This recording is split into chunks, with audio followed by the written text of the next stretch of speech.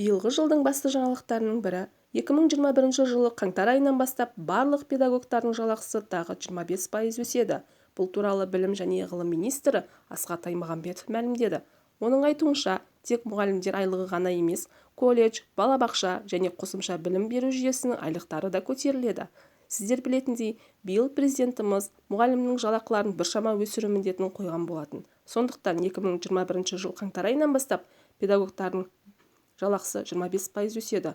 Сондай-ақ министр білім жүйесінде басқа да ақылар, яғни біліктілік санаттары үшін төлемдер бар екенін атап өтті.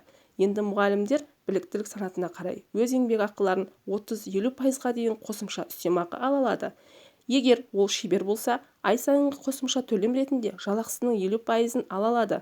Сондай-ақ пәндерді ағылшын тілінде жүргізгені, дәптерді тексергені, сынып жетекшілігі, магистр дәрежесі үшін біздің әріптестеріміз алғаш рет ай сайын 27 мың теңге көлемінде қосымша ақы ала бастайды деп қосты Асхат Аймағамбетов.